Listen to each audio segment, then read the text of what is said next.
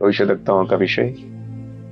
पिछली बार हम लोग ओदेद के बारे में सीखे थे, जो एक बहुत बड़ा साहस करके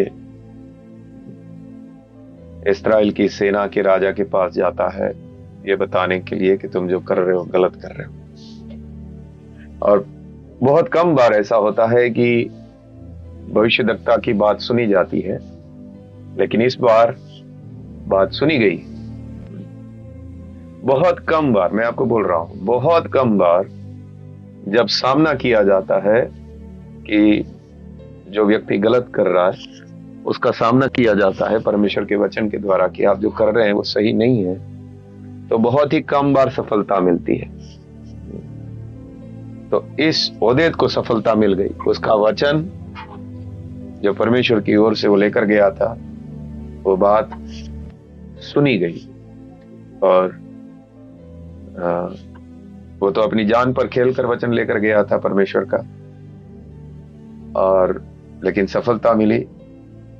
इतने सारे लाखों लोग बंधुआई में जाने से बच गए और एक बड़ा कार्य हुआ, एक बड़ा उद्धार का कार्य, बड़ा छुटकारा हुआ यहूदा के लोगों का।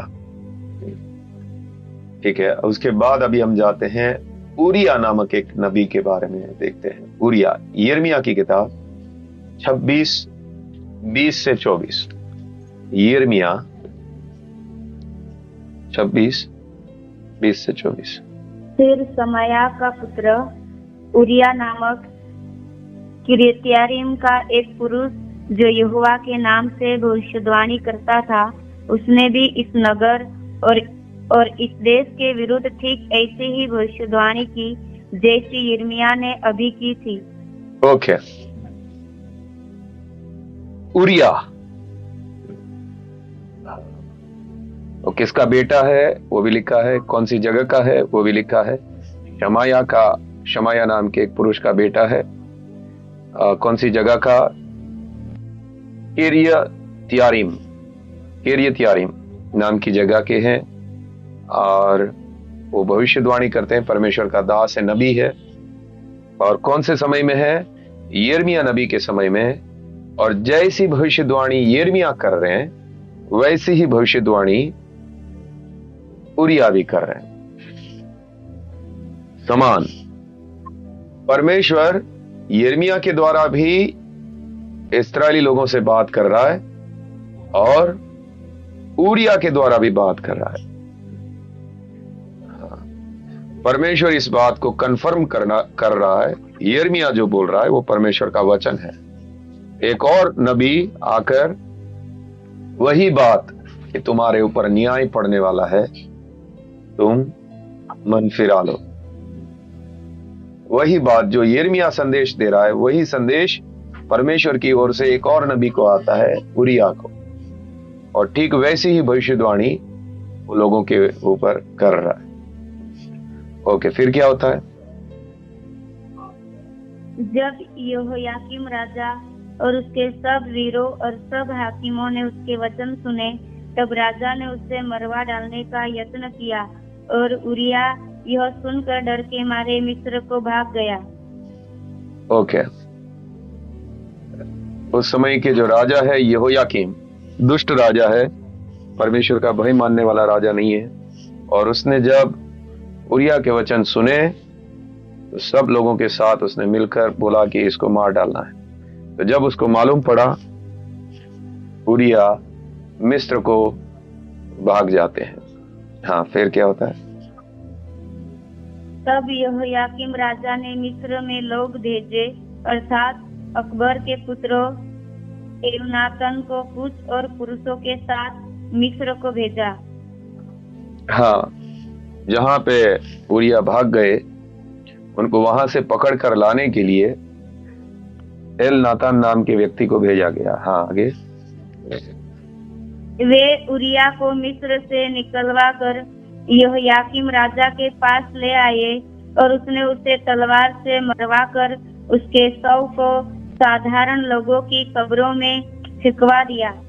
हाँ, उसको वहां से पकड़ कर लाए और तलवार से उसको मार डाला, और उसका लाश को सामान्य लोगों की कब्र पर फेंकवा दिया, दफनाई भी नहीं, उस कब्र में फेंकवा दिया। एक जैसा कुत्ता बिल्ली को फेंक देते हैं, मरे हुए कुत्ते को, मरे हुए बिल्ली को, ऐसा फेंकवा दिया। परमेश्वर का दास है, नबी है। हाँ, आगे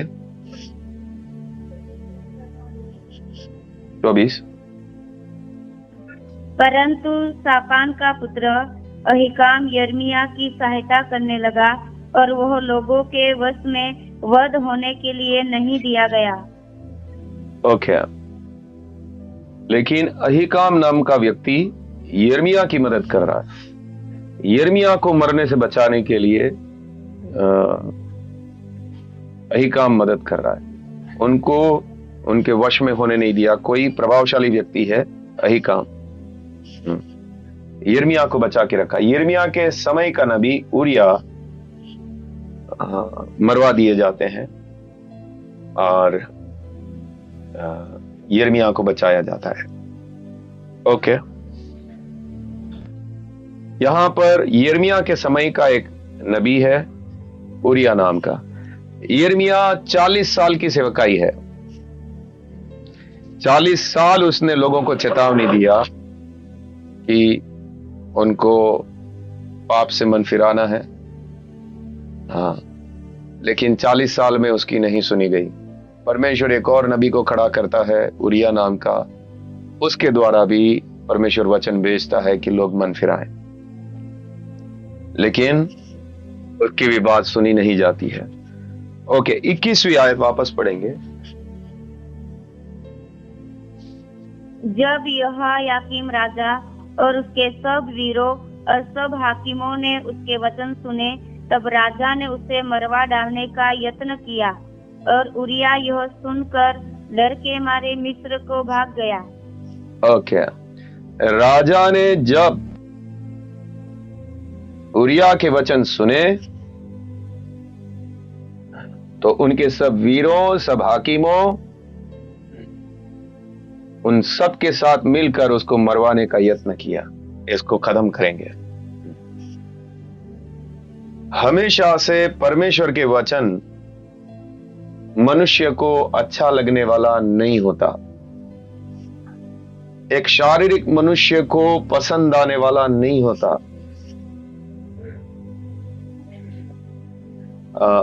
दूसरा तीमुथियुस 4 का 3 और 4 पढ़ेंगे। क्योंकि ऐसा समय आएगा जब लोग खरा उपदेश न सह सकेंगे, पर कानों की खुजली के कारण अपनी अभिलाषाओं के अनुसार अपने लिए बहुत से उपदेशक बटोर लेंगे और अपने कान सत्य से फेर कर कथा कहानियों पर लगाएंगे। सहन नहीं होगा, यहां पर लिखा है, सह नहीं सकेंगे। जो सच्चा उपदेश है, खरा उपदेश है, वो सह नहीं सकेंगे। कान को अच्छा लगने वाले संदेश सुनना पसंद करेंगे और अपने लिए ऐसे उपदेशक बटोर लेंगे चारों तरफ। दिल्ली में आज हम लोग दिल्ली के लिए प्रार्थना कर रहे थे। दिल्ली में अभी बहुत सारे ऐसे भेड़िए खड़े हुए हैं। वो लोग ऑनलाइन जब भी आते हैं, प्रचार करते हैं, इतना अच्छा लगने वाले वचन बोलते हैं। वो लोग इतना उत्साह और जोश के साथ बोलते हैं। 2000, 3000, 5000, 6000 लोग ऑनलाइन बैठकर देख रहे हैं, 6-6 हजार लोग। लेकिन सत्य वचन, मेरा YouTube पे वचन है, 20 लोग ने देखा है, 25 लोगों ने देखा है, 40 लोगों ने देखा है, कोई सुनने वाला नहीं है सत्य वचन को। सह ना सकेंगे। उरिया की वाणी, जो परमेश्वर की वाणी है, सहन नहीं हो रही है राजा को, इतना क्रोध से भर रहा है वो। पहला तीमुथियुस 4 का 1। परंतु आत्मा स्पष्टता से कहता है कि आने वाले समयों में कितने लोग भरमाने वाली आत्माओं और दुष्ट आत्माओं की शिक्षाओं पर मन लगाकर विश्वास से बहक जाएंगे। वो बहक जाने का कारण यही है कड़ा उपदेश सहन नहीं होता है। इसके लिए वो लोग, दुष्ट आत्माएं उनके लिए शिक्षाओं को तैयार करेगा, उनके मन के अनुसार, शारीरिक मन के अनुसार। देखिए, सच्चा मसीही जीवन, परमेश्वर का वचन लोगों को आपके विरुद्ध उकसाएगा। आप अगर परमेश्वर का वचन, सत्य वचन लोगों को बताएंगे तो, या आप एक सच्चा मसीही जीवन जीते हैं तो लोग पागल होंगे आपके विरुद्ध में। उनको आपके ऊपर गुस्सा चढ़ेगा, आपको मिलने का मन नहीं करेगा, आपसे दूर भागेंगे, आपको हानि करना चाहेंगे। प्रभु यीशु मसीह का हालत देखते हैं। देखिए, लूका 4:16 से पढ़ेंगे। लूका 4:16 से पढ़ेंगे।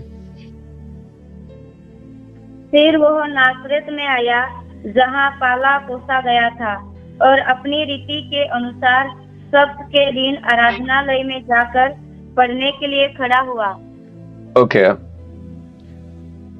यीशु मसीह की सेवकाई अभी तक शुरू ही हुई है, और उसने कफरनहूम, नासरत से ज्यादा दूर नहीं है कफरनहूम, कफरनहूम नाम का जो शहर है वहां पे चमत्कार की है। और आसपास के गांव, अभी समझाने के लिए, सोनगढ़ है, सोनगढ़ शहर है, फिर मिरकोट है, वो गांव है, उसके आसपास के गांव है। तो सोनगढ़ में बड़े बड़े काम चमत्कार किए, तो आसपास के गांवों में वो बात फैल गया कि भाई ऐसा बड़े बड़े चमत्कार कोई व्यक्ति कर रहा है। तो सब गांवों में वो बात फैली हुई है। ऐसा ही यीशु का गांव था नासरत, कफरनहूम के बाजू में ही गांव है नासरत। वहां पर भी ये बात फैल गई कि यीशु मसीह नाम का ऐसा व्यक्ति बड़े चमत्कार कर रहा है। और नासरत के लोग बोलते, वो तो हमारे गांव का है, हमारे सामने बड़ा हुआ है, वो सुथार का लड़का या कड़िया का लड़का, उसको तो हम जानते हैं। तो अभी सबत के दिन फेमस हो गया है प्रभु यीशु मसीह। प्रभु यीशु मसीह जब तक सेवकाई शुरू नहीं किया तब तक तो कोई चमत्कार नहीं किया, तो लोगों के सामने तो एक सामान्य मनुष्य था, एक सामान्य मजदूर था। लेकिन जब चमत्कार होने लग गया तो सबकी आंखें फट गई, ये तो हमारा गांव का यीशु। अब यीशु मसीह अपने गांव में सबत के दिन सब लोग जमा हो जाते हैं आराधना के लिए, पूरा विश्वासियों का गांव है, सब लोग सबत में है। और यीशु मसीह आया है, अपने गांव का लड़का जो सब जगह धूम मचा रहा है, वो अब हमारे गांव में वापस आया हुआ है, फेमस है। तो अभी सबकी नजर यीशु पर है। और वो क्या करता है, देखो, आराधना में जाकर बाइबल पढ़ रहा है। हाँ, फिर आगे। यशायाह भविष्यद्वक्ता की पुस्तक उसे दी गई, और उसने पुस्तक खोलकर वो जगह निकाली जहाँ यह लिखा था। पढ़ते जाइए। प्रभु का आत्मा मुझ पर है, इसलिए कि उसने कंगालों को सुसमाचार सुनाने के लिए मेरा अभिषेक किया है, और मुझे इसलिए भेजा है कि बंदियों को छुटकारे का और अंधों को दृष्टि पाने का सुसमाचार प्रचार करूं, और कुचले हुओं को छुड़ाऊं, और प्रभु के प्रसन्न रहने के वर्ष का प्रचार करूं। ओके, अच्छी बातें जो पुराने नियम में यशाया में लिखी हुई थी, बोल रहा है वो बातें वो पढ़ रहा है। आगे। तब उसने पुस्तक बंद करके सेवक के हाथ में दे दी और बैठ गया, और आराधनालय के सब लोगों की आंखें उस पर लगी थी। तब वह उनसे कहने लगा, आज ही यह लेख तुम्हारे सामने पूरा हुआ है। हालेलुया। एक मिनट, पुराने नियम में जो भविष्यवाणी थी, प्रभु का आत्मा मुझ पर, यशाया में लिखा था, प्रभु बोल रहा है आज तुम्हारे सामने ये वचन पूरा हो रहा है।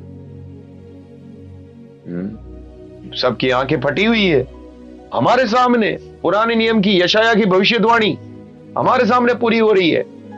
हाँ, और वो भविष्यवाणी क्या थी?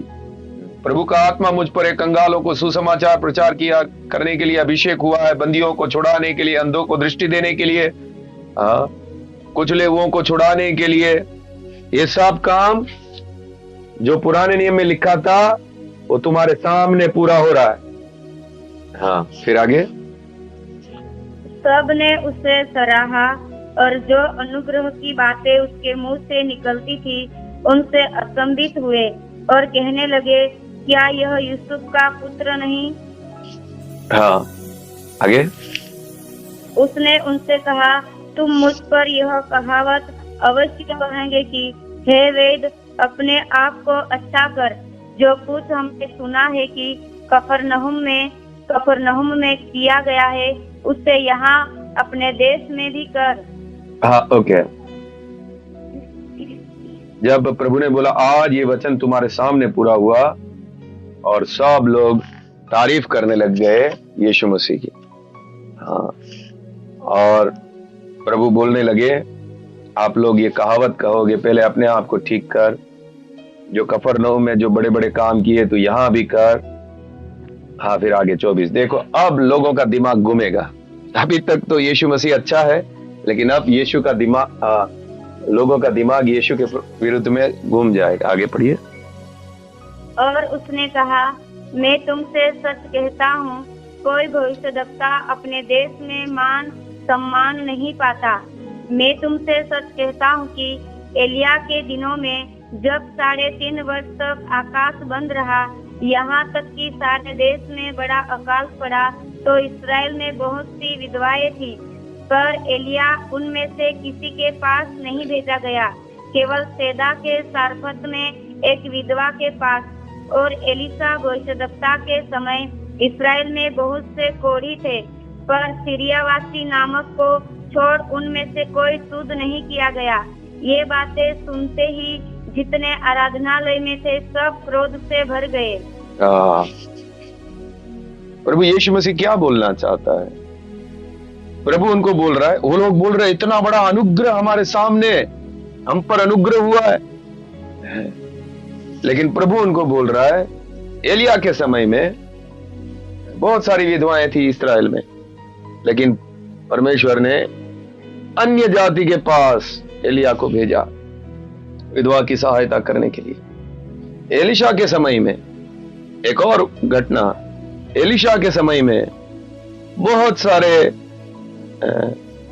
कोढ़ी थे इस्राएल में, लेकिन एक अन्य जाति को कोढ़ से ठीक किया गया। प्रभु ने क्या बोलना चाहा? जो अनुग्रह है वो तुमसे रोका जाएगा और अन्य जाति तक पहुंचाया जाएगा, और इसके लिए उन लोगों के दिमाग खराब हो गए। हम पर अनुग्रह नहीं होगा, अन्य जाति के पास जाएगा, और ये लोग पाप से मन फिराएंगे नहीं, तो प्रभु का अनुग्रह उनको कैसे मिलेगा?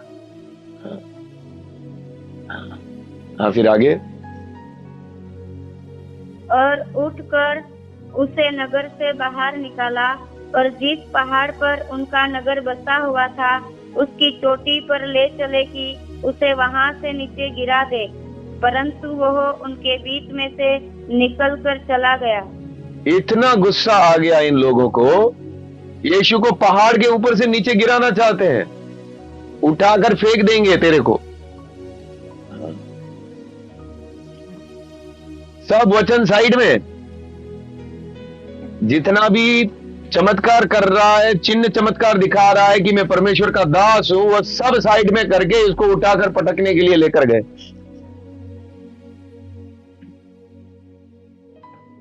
वो लोग पाप से मन फिराना नहीं चाहते। अगर सच में ये लोग विश्वासी होते तो घुटने पे आ जाते, भाई हमने क्या गलती किया है कि हम पर अनुग्रह नहीं होगा, हम पर दया करो, हमारी क्या गलती है हमको बताओ।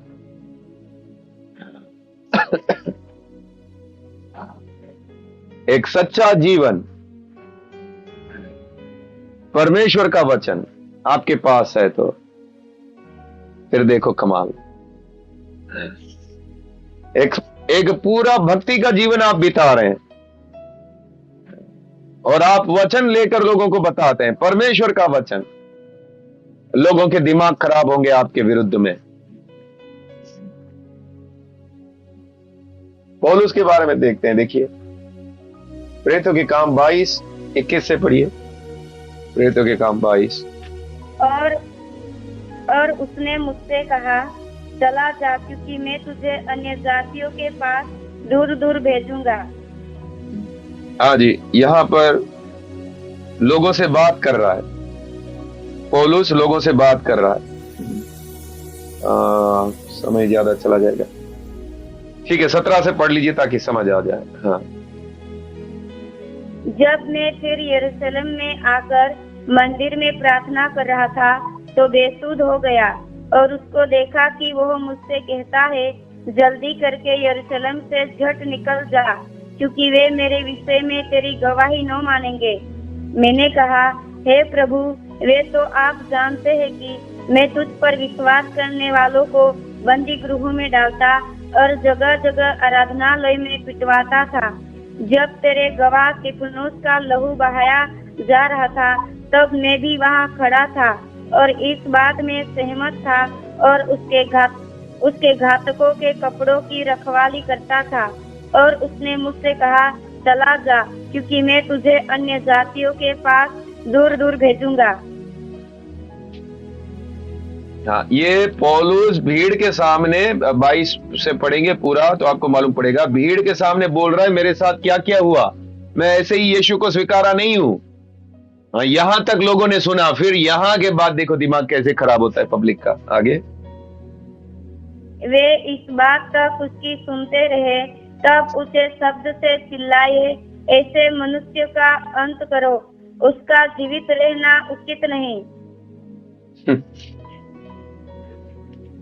वो बता रहा है उसके साथ क्या क्या हुआ, फिर भी लोग सुनना नहीं चाह रहे। अभी हम लोग जूनागढ़ जा रहे थे, सब भाई बहन लोग इधर के मुंबई के, तो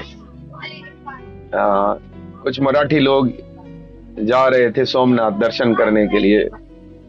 तो देखा कि अपने भारतीय भाई बहन है और मुझे देखा, तो उन्होंने देखा होगा कि ये कुछ अलग है, वो लोग अलग है। तो मुझे पूछ रहे हैं, आप क्या काम करते हैं? तो मुझे मौका मिल गया बात करने का। मैं बोला, मैं प्रचारक हूं। और फिर मैंने उनको बताना शुरू कर दिया, मैं पटेल हूं। वो बोले, पटेल होकर कैसे आप प्रचारक हैं, यीशु को क्यों मानते हैं? फिर मैंने बताना शुरू किया कि कैसा मुझे परमेश्वर मिला, कैसे मेरे से बात किया, कैसे उसने मुझे अगुवाई किया, सारा कुछ बता रहा हूं। और क्रोध आ गया उन लोगों को। ऐसे ही होता है। मैं तो उनको बता रहा हूं मैं यीशु को क्यों मान रहा हूं। पौलुस भी बता रहा है यीशु को वो क्यों मान। उन लोगों को गुस्सा चढ़ता है। वो लोग तो फिर जो बसु वगैरह हमारे साथ में भाई थे उनको बोल रहा है, तू इनके चुंगल में मत फंस, ये तेरा धर्म परिवर्तन करेंगे। यहां पर पौलुस को चिल्ला कर बोलते हैं, इसका अंत करो, इसका जीवित रहना उचित नहीं। पहला थिस्सलुनीकियों 2:16। और वे अन्य जातियों से उनके उद्धार के लिए बातें करने से हमें रोकते हैं कि सदा अपने पापों का नकुआ भरते रहे, पर उन पर परमेश्वर का भयानक उपद्रव आ पहुंचा है। ये यहूदी लोग ना प्रभु को स्वीकार किया, ना वो अन्य जाति को प्रचार करने दे रहे। उन लोगों ने मसीह को ठुकराया, उन लोगों ने सुसमाचार को ठुकराया। अब जब प्रेरित लोग ये सुसमाचार अन्य जाति के पास लेकर जा रहे हैं तो उनको भी रोक रहे हैं अन्य जाति को सुसमाचार देने से।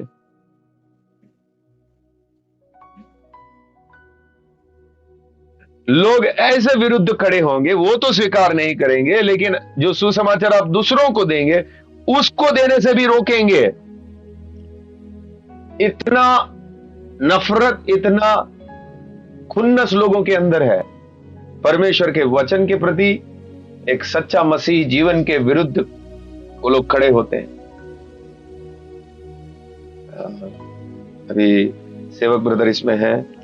एक व्यक्ति मेरा दोस्त था रेलवे में, वो भाई अच्छा नौकरी करते हैं।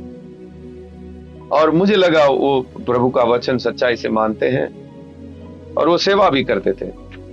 खार में रेलवे का कॉलोनी में उनका घर भी था, एक अच्छा पोस्ट पर वो नौकरी भी करते थे। तो उनको सुसमाचार प्रचार करने का बड़ा जोश था, तो हम दोनों मिलकर प्रचार भी करने जाते। तभी मेरे पास सत्य वचन नहीं था, मैं वही चंगाई चमत्कार करने वाला व्यक्ति था। तो वो भाई के साथ हम कई जगह पर सुसमाचार भी प्रचार करने गए। उनको काफी जोश था सुसमाचार प्रचार करना वगैरह का।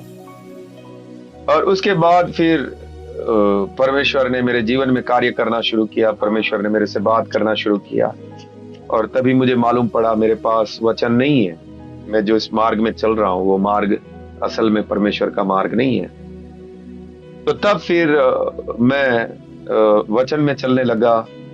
और फिर वो भाई जो है मेरे साथ जो सुसमाचार प्रचार करने आता था, मेरा विरोधी बन गया।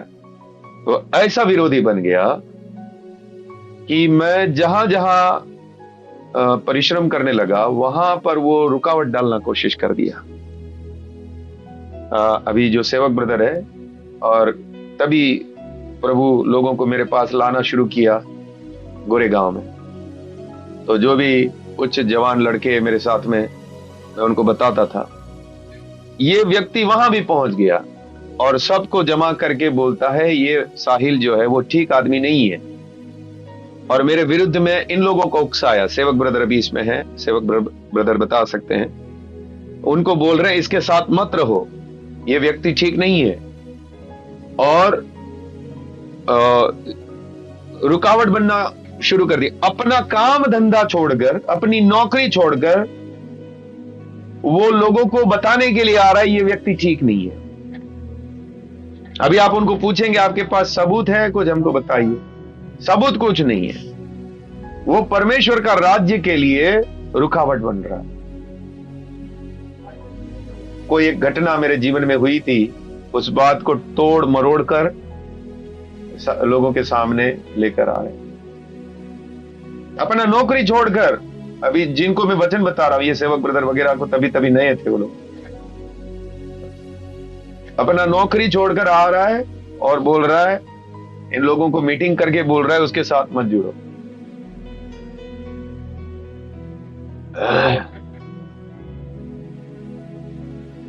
इतना ज्यादा खुन्नस है लोगों के अंदर, वो लोग खुद समझ नहीं पा रहे हैं वो लोग क्या कर रहे हैं। ओके, हम परमेश्वर का वचन और एक सच्चा जीवन, लोग आपके विरुद्ध खड़े होंगे। आपके परिवार के लोग आपको नहीं समझेंगे, आपके दोस्त लोग आपको नहीं समझेंगे, आपकी पत्नी, आपका पति आपको नहीं समझेगा, आपके बच्चे आपको नहीं समझेंगे। उनके अंदर खुन्नस भर जाएगा आपके प्रति। एक सच्चा भक्ति का जीवन आप जी रहे हैं तो आप पूर्ण मन से परमेश्वर की सेवा करना चाहते हैं। आप उनको पूछेंगे आप क्यों मेरे विरुद्ध जा रहे हैं, कोई कारण नहीं है, फिर भी इतना तकलीफ आपको देंगे। लेकिन हम धन्य लोग हैं, हमको ये दिया गया मसीह के मार्ग में, हमारे लिए प्रतिफल भी है इन सब तरह के जीवन के लिए। हाँ, दूसरी एक बात, वापस 21 पढ़ेंगे, यिर्मयाह 26 का 21। जब यहोयाकीम राजा और उसके सब वीरों और सब हाकिमों ने उसके वचन सुने, तब राजा ने उसे मरवा डालने का यत्न किया। और उरिया यह सुनकर डर के मारे मिस्र को भाग गया। डर के मारे भाग गया। जो उरिया की गलती है यहाँ पे, जिस रीति से हमको दिखता है, ऐसा लग रहा है ये परमेश्वर की इच्छा नहीं थी भाग कर जाने की। देखिए, कई बार परमेश्वर चाहता है कि उस स्थिति से हम भाग जाएं जब सतावट होती है, और कई बार परमेश्वर की इच्छा है आप खड़े रहो। यिर्मयाह नहीं भागा, लेकिन उरिया डर पकड़ लिया, उरिया भाग जाते हैं। यहां पर परमेश्वर की इच्छा नहीं थी कि वो भाग जाए। यहाँ पर परमेश्वर चाहता था वो खड़े रहे, और परमेश्वर उसको बाकी सब कुछ देख लेगा। हम सबको, हम लोग अभी मसीही मार्ग में चल रहे हैं। हाँ, इसमें अभी पता नहीं आगे क्या क्या होगा हमारे जीवन में, लेकिन परमेश्वर का वचन क्या कहता है हम थोड़ा सा देखेंगे।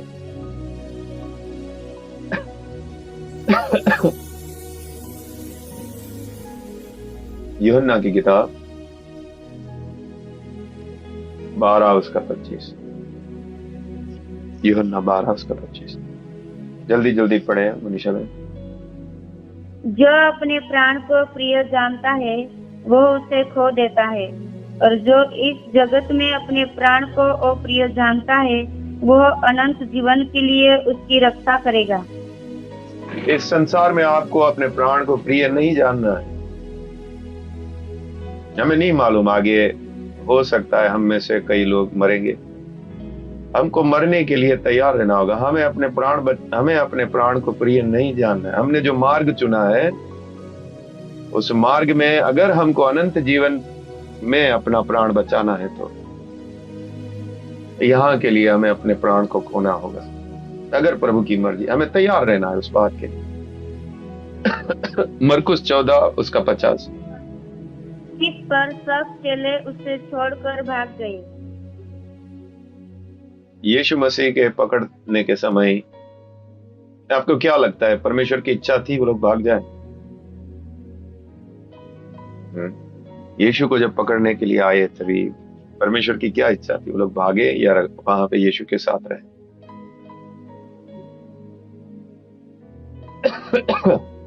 हाँ, क्या लगता है परमेश्वर की क्या इच्छा थी? वहां पे यीशु के साथ खड़े रहना ठीक था या भाग जाना ठीक था?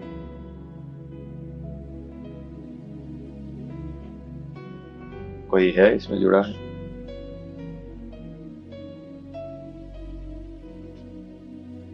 भागो नहीं जलते पिता के बुरे।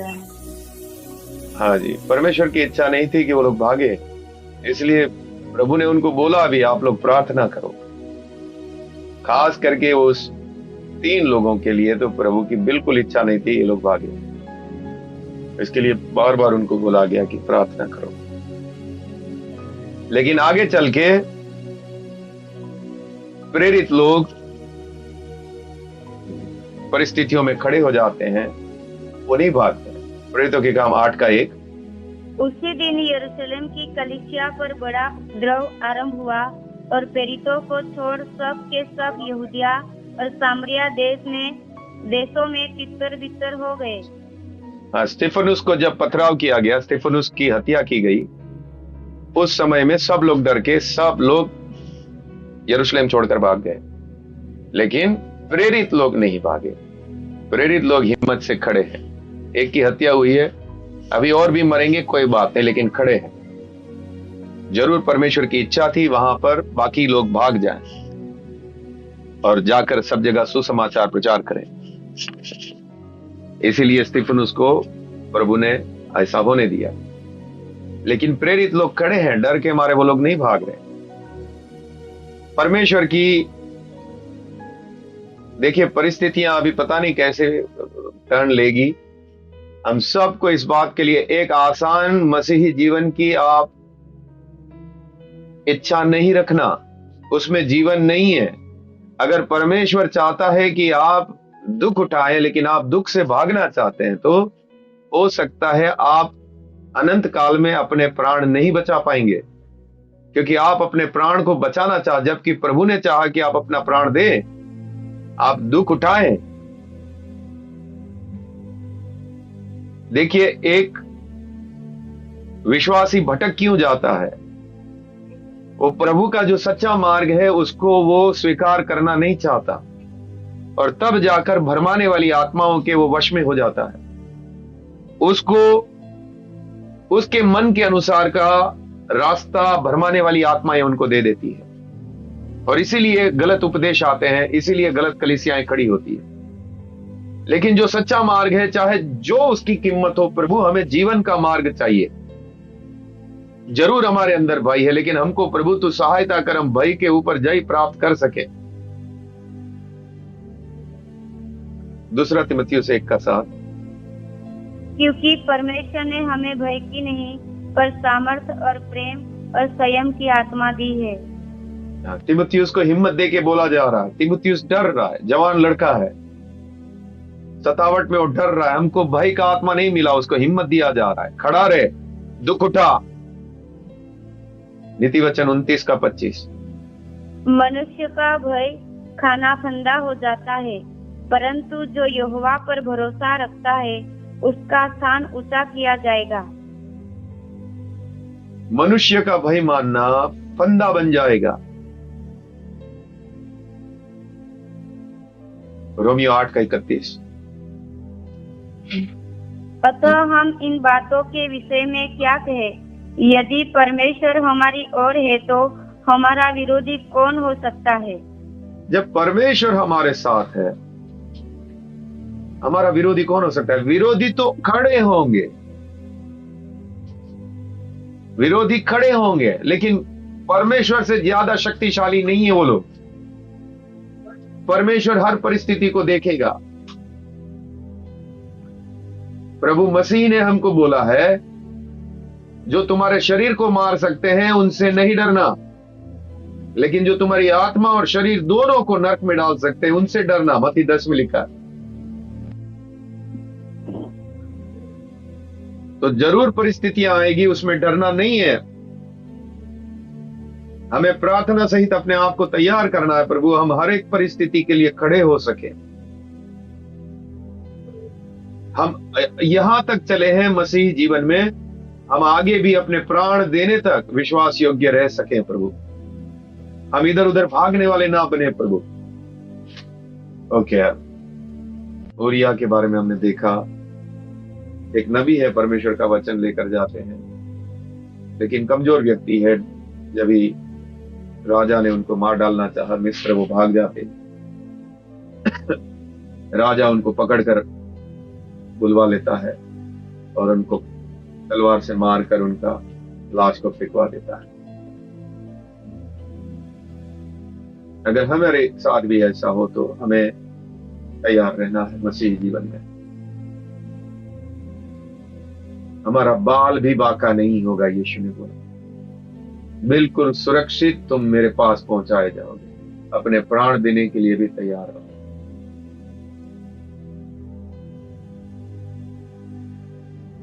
हमारे मन में ऐसे विचार आ सकते हैं, ये साहिल भाई ही इतना कठोर रास्ता देता है, बाकी सब तो मस्त अच्छे से जीवन बिता रहे, गाना गा रहे और सब कुछ अच्छे से चल रहा है। हम ही क्यों इतना कठिन रास्ते पर चल? ये परमेश्वर की वाणी में दे रहा हूं, इसमें आप पूरी रीति से सुरक्षित है और किसी भी मार्ग में आप सुरक्षित नहीं है। इसी मार्ग में आप पूरी रीति से सुरक्षित है। वो मार्ग में आपको दे रहा हूं, बिना किसी मिलावट के, बिना किसी समझौता के मैं सत्य आपको दे रहा हूं। फिर उसको स्वीकारना नहीं स्वीकारना, ये तो आपके ऊपर ही है। ठीक है, प्रभु आपको आशीष दे। कोई भी एक व्यक्ति हाथ दिखा।